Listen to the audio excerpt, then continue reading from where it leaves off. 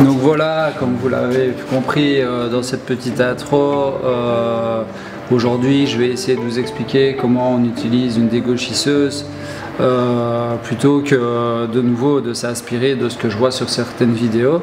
Je vais essayer de vous expliquer les principes tout simplement de cette machine qui peut rendre énormément de services et qui prépare le travail d'une manière optimale.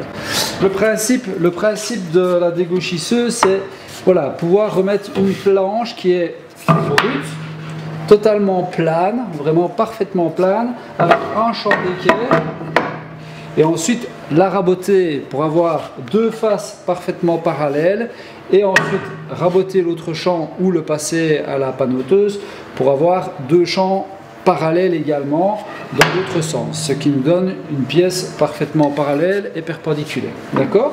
Alors, la raboteuse dégauchisseuse. Pourquoi est-ce que je fais une petite vidéo sur cette machine et sur son utilisation?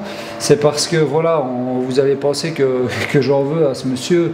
Or, pas du tout. Je l'ai déjà dit dans la toute première vidéo parodique que j'avais fait concernant les outils ou les conseils un peu inutiles, etc. La raboteuse dégauchisseuse, monsieur Verdier l'utilise d'une manière un petit peu limite.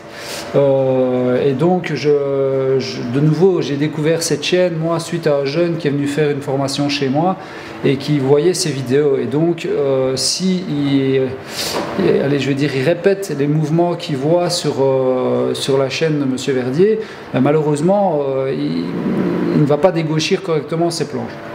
Alors je m'explique. La dégauchisseuse, comment est-ce que ça fonctionne?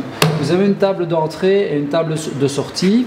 Ensuite, vous avez un rouleau ici au centre qui permet en fait, donc ce rouleau-ci, je vais essayer de le décoincer. Voilà, ce rouleau-ci, il a soit 2 fers, soit 3 fers, soit 4 fers, soit des fers hélicoïdaux. Tout dépend un petit peu de la machine que vous avez et quel type d'arbre vous avez. D'accord? Donc ce rouleau-ci à des fers qui tournent dans ce sens-ci et qui permettent de racler, donc de prendre une fine couche de votre bois et le mettre parfaitement plat. La table d'entrée est toujours plus basse que la table de sortie, donc vous avez toujours un décalage qui se crée. On essaie de faire grand maximum 2 mm. Ça, c'est ma manière de travailler. Certains vont vous dire, ouais, 2 mm c'est trop peu, c'est trop. Non, moi j'essaie de toujours faire grand maximum 2 mm pour 2 raisons. La première, ça évite de désaffûter mes fers rapidement.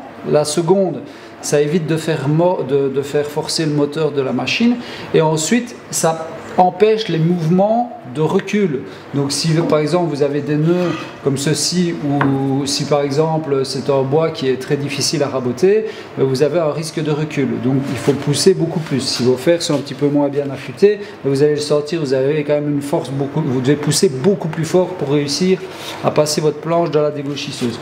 Ensuite, pourquoi est-ce que je fais 2 mm maximum? C'est parce que ça permet d'avoir une surface finie meilleure, ou une meilleure surface finie.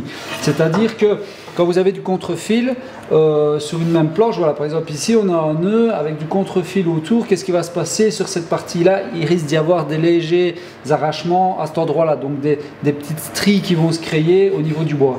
À partir du moment où vous réglez un minimum de hauteur, ce risque est diminué dans tous les cas.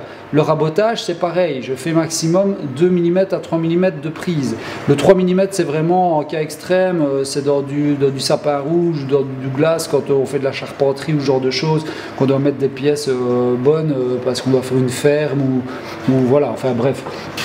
Tout ça pour dire que c'est plutôt dans le sapin et quand on est moins dans la finition. Mais sinon 2 mm c'est vraiment, moi je travaille principalement 2 mm. Alors, donc je reviens à ce que je disais. Donc le souci de ce que je vois dans les vidéos de monsieur Verdier, c'est qu'il a tendance à pousser comme ceci. Il avance et il pousse et puis après il prend son poussoir et il continue à pousser. Le problème c'est que comme votre table est décalé, qu'est-ce qu'il crée? En fait, il crée un sifflet, donc il crée un biseau sur sa planche. Or, le principe, c'est si votre planche est légèrement tordue, c'est de passer ici, ça racle les 2 mm, et en poussant sur la table de sortie uniquement, qui elle est parfaitement plane et parfaitement alignée à vos couteaux, vous allez avoir une surface qui va être plane avec la référence de cette table-ci. Et là, vous allez la récupérer. Les zones qui sont plus hautes ou plus basses seront prises ou moins prises. Tandis que si vous appuyez ici, en fait, vous allez reprendre un maximum. Mais là, je peux, voilà. Donc, vous voyez, si j'appuie ici sur l'arrière, mais ça continue à monter. Donc, en fait, ça ne sert absolument à rien et vous n'allez pas rectifier votre planche d'une manière plane. Donc, il faut toujours pousser. Une fois que vous avez, donc, mais ici j'ai retiré la sécurité pour vous montrer parce que là pareil, la raboteuse, il y a toujours une sécurité pour protéger votre porte-couteau, hein. Donc vous avancez, une fois que vous êtes passé de l'autre côté, voilà, là hop, on pousse toujours bien l'avant. Moi je mets mes doigts vers l'avant, donc vers la direction dans laquelle je pousse. Voilà, hop, et je pousse ma planche pour qu'elle soit parfaitement plane. Une fois, je la retourne et puis je regarde si toutes les zones ont bien été prises. Si elles ont été prises correctement, ok, tant mieux, c'est bon, je la mets de côté. Si pas, je refais une deuxième passe et ainsi de suite jusqu'à ce que toute ma surface soit plane.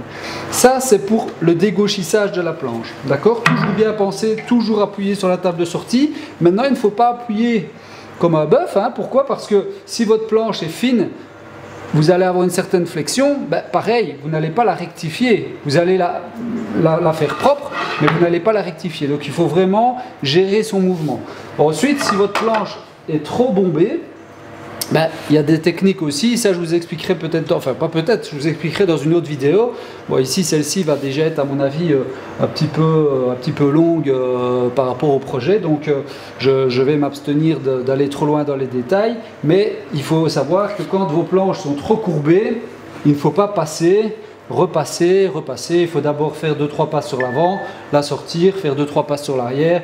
Et puis après seulement repasser convenablement, mais je vous montrerai ça, ces techniques-là. Alors, comment est-ce qu'on utilise, ou plutôt comment est-ce qu'on met son bois ou qu'on sélectionne la face qu'on va mettre sur la dégauchisseuse? Tout simplement, vous regardez votre planche et en la regardant, si elle fait une courbe comme ceci, la courbe est toujours, donc j'exagère, hein, mais si elle fait ceci, elle est toujours positionnée sur la table. Donc la courbe dans ce sens-là, pas dans l'autre sens. Pourquoi? C'est tout simple. Si vous avez une banane comme ceci, vous allez reprendre, pour arriver sur la partie plate, la seule partie plate que vous allez avoir, c'est le dessus de votre courbe. Donc vous avez bouffé toute votre matière et vous n'avez plus de planche pour travailler. Donc c'est toujours la courbe vers le bas. Une fois que vous avez fait votre dégauchissage, vous allez passer à la mise à équerre de votre planche. Pareil, la mise à équerre, vous allez regarder ce champ-ci et ça sera toujours la partie bombée qui sera sur votre planche. Voilà. Et alors, pareil, vous remettez votre planche d'équerre. Toujours bien, donc la première phase de référence, vous avez mis votre planche qui est plane. Une fois qu'elle est bien plane, cette partie-là, donc qui a été dégauchie, vous venez la plaquer contre votre champ. Toujours bien vérifier que votre guide perpendiculaire est toujours perpendiculaire. Donc moi, à chaque travail, je reprends mon équerre et je vérifie. Pourquoi? Parce qu'en fait, pour le faire bouger, pour le faire coulisser, je dois tirer dessus. D'accord? Donc le fait de tirer dessus, je peux le dérégler.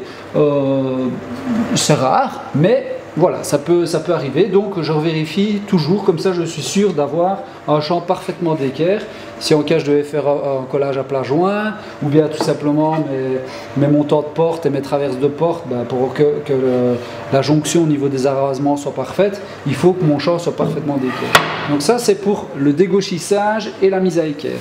Ensuite, on ouvre la machine en deux et on passe au rabotage. Mais là je vais d'abord dégauchir, vous montrer un petit peu comment ça fonctionne, et puis après on passera au rabotage.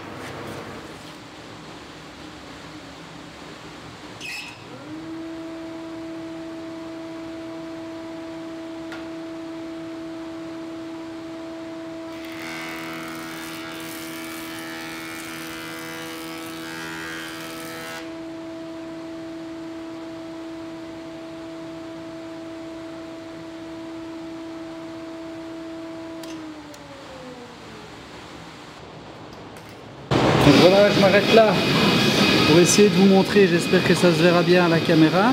Vous voyez ici, il y a un nœud, il y a un peu de contre-fil, je suis à 2 mm maximum et on a bien un arrachement sur la partie du bois. Alors je vais retourner ma planche, donc je suis parti dans ce sens-ci, j'aurais dû vérifier. En fait, quand vous passez votre main sur le bois, vous devez sentir la fibre qui se relève. Si la fibre se relève, c'est dans le sens, donc elle se relève comme ceci, ça gratte, c'est comme ceci que vous devez passer votre bois. Si maintenant donc, vous sentez que ça gratte comme ceci, ben, c'est ici que vous repassez votre planche. Donc je vais relancer, je vais repasser dans l'autre sens, on va voir si ça fait moins de contre-fil.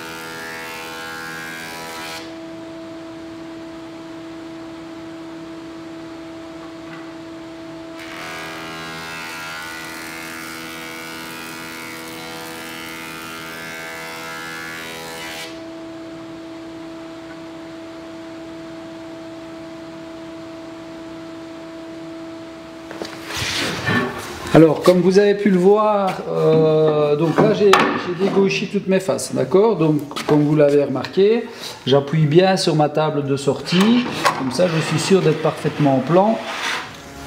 Et donc, si on regarde ici, on voit bien que je suis parfaitement en plan. Donc, hop, je n'ai pas de jour. Par contre, regardez, quand je pose ici, on voit bien la différence entre la table de sortie et la table d'entrée. On voit vraiment bien ici la petite différence. J'espère que ça se voit à la caméra. Ah non, on ne voit pas bien. Non, on voit pas bien. Alors, attends.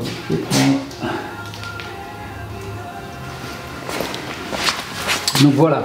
Donc je disais, on appuie bien sur la table de sortie parce que regardez, ici, on voit vraiment bien. On voit la différence de hauteur entre la table de sortie et la table d'entrée. Donc là, vous avez la table de sortie, on est à plat. Et là, vous avez ce petit décalage qui se crée. Donc, si vous n'appuyez pas correctement, ben, vous allez avoir... Donc, si vous appuyez sur la partie arrière, ben, vous allez créer un sifflet. Regardez, je me mets sur la table de sortie. Hop, vous voyez, il n'y a plus un seul jour le long du principe. Je l'avance. Vous entendez, je suis contre. Donc il faut vraiment bien appuyer sur la table de sortie. Vous voyez, et ici maintenant, je suis... Donc là, si on regarde, on a une parallèle tout le long de ma planche par rapport à la table d'entrée. Puisque maintenant, elle est bien dégauchée, je suis parfaitement en plan. Donc quand j'appuie ici, je suis parfaitement en plan. D'accord? Si maintenant j'appuie ici, comme je vois dans certaines vidéos, regardez là-bas. Donc j'appuie. Et qu'est-ce qu'on voit? Ben, on voit que je suis totalement relevé et je commence à reprendre de la matière ici. Donc c'est pas bon. Donc il ne faut surtout pas continuer à pousser ici avec un poussoir ou avec n'importe quoi. Non, on appuie uniquement sur la table de sortie. Là on voit vraiment bien la grosse différence et là je suis contre. Alors qu'en fait, regardez, si je relâche, donc je recule, on voit vraiment bien la différence entre les deux. Donc c'est super important de savoir utiliser sa dégauchisseuse pour avoir une surface plane. Donc quand vous mettez votre planche comme ceci, ça doit être parfaitement plan sur les 4 côtés et pas de creux au milieu.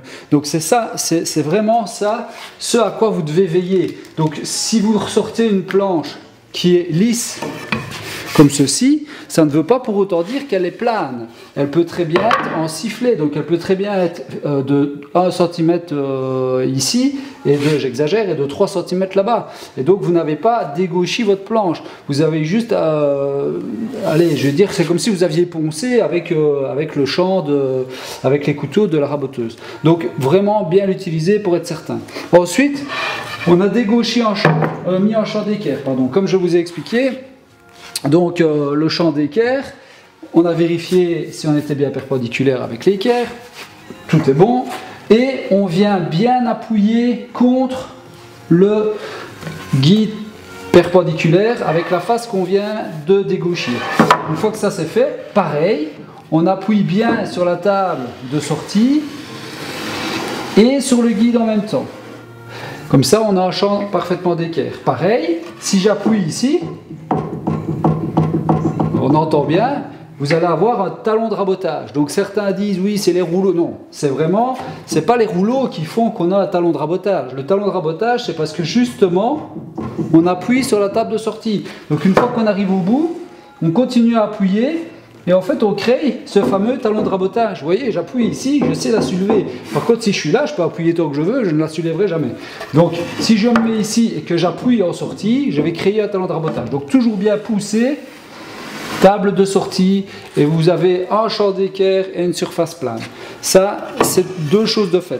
Et une fois que ça c'est terminé, on marque les parties qui ont été mises, donc qui ont été dégauchies et qui ont été mises à l'équerre. Pourquoi? Parce que c'est nos faces de référence. C'est-à-dire que quand je vais devoir recouper à la panoteuse, je vais mettre le champ sur lequel j'ai fait ma croix contre la panoteuse. Pourquoi? Parce que je suis sûr et certain que cette partie-là et cette partie-là sont parfaitement d'équerre. Donc quand je vais couper à la panoteuse, je vais avoir une coupe parfaitement d'équerre ici aussi. Si je n'étais pas parfaitement d'équerre, il pourrait y avoir des différences. Si on travaille par exemple avec une scie à onglet, ou si on travaille avec une scie circulaire ou ce genre de choses, si on n'est pas parfaitement d'équerre, la mesure qu'on va prendre peut être légèrement modifiée parce que justement on n'est pas parfaitement d'équerre. Donc voilà pourquoi est-ce qu'il faut établir ces champs quand on a fini de dégauchir ou de raboter ces planches au départ. Voilà. Donc maintenant je vais